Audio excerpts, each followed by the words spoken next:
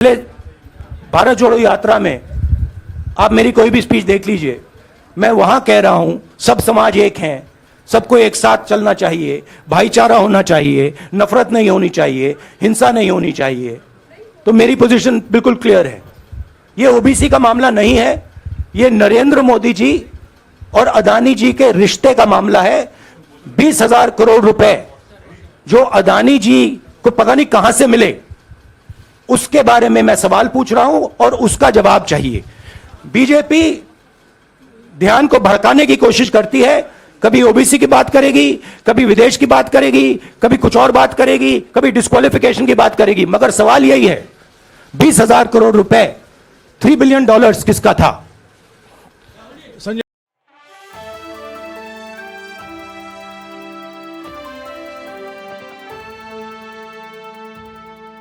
के बीच गई, आप सत्ता में वापस आए। आज के दौर में राहुल गांधी भी डिस्क्वालीफाई हो गए हैं क्योंकि तमाम आपने इश्यूज को उठाया, चीन के इश्यूज को उठाया। क्या राहुल गांधी भी जनता के बीच में जाएंगे और वही वापसी फिर से करेंगे? राहुल गांधी भारत जोड़ो यात्रा में 4.5 महीने जनता के बीच में रहेंगे और वो मेरा काम है, वो मैं करता जाऊंगा। हाँ जी, अनवर आज के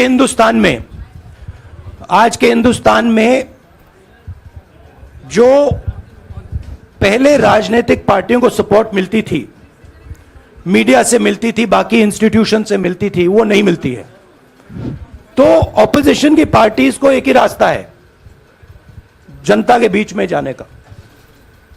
हाँ जी, अनवर सर, भारतीय जनता पार्टी ने आप पर ओबीसी समुदाय के अपमान का आरोप लगाया है, इस पर आप क्या जवाब देना चाहेंगे भारतीय जनता पार्टी को? मैं पिछले भारत जोड़ो यात्रा में आप मेरी कोई भी स्पीच देख लीजिए, मैं वहां कह रहा हूं सब समाज एक हैं, सबको एक साथ चलना चाहिए, भाईचारा होना चाहिए, नफरत नहीं होनी चाहिए, हिंसा नहीं होनी चाहिए। तो मेरी पोजीशन बिल्कुल क्लियर है।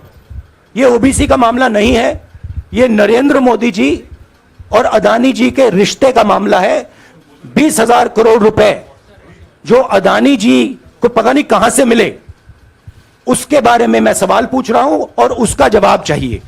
बीजेपी ध्यान को भड़काने की कोशिश करती है, कभी ओबीसी की बात करेगी, कभी विदेश की बात करेगी, कभी कुछ और बात करेगी, कभी डिस्क्वालिफिकेशन की बात करेगी, मगर सवाल यही है 20,000 करोड़ रुपए, $3 बिलियन किसका था? संजय मिश्रा। और वो अदानी का पैसा नहीं हो सकता। संजय मिश्रा।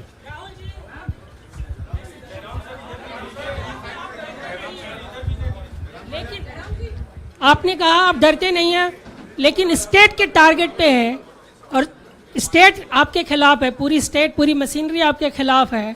ऐसे में आपके सामने चैलेंजेस बहुत बड़ा है, तो रास्ता क्या है, रणनीति क्या है? देखिए भैया, चाहे स्टेट हो, चाहे कुछ भी हो, मैं सच्चाई को देखता हूं। मुझे और किसी चीज में इंटरेस्ट नहीं है, मैं सच्चाई बोलता हूं। राजनीति में ये फैशनेबल बात नहीं है, मगर ये बात मेरे खून में है, मैं और कोई रास्ता निकाल ही नहीं सकता हूं। तो मेरा काम ये है, ये मेरी तपस्या है, जीवन की तपस्या है, उसको मैं करता जाऊंगा। चाहे मुझे डिस्क्वालीफाई करें, मारे पीटे, जेल में डाले, मुझे कोई फर्क नहीं पड़ता, मुझे अपनी तपस्या करनी है। इस देश ने मुझे सब कुछ दिया है। शांत हो जाइए। इस देश ने मुझे सब कुछ दिया है, प्यार दिया है, इज्जत दी है, इसलिए मैं ये करता हूं।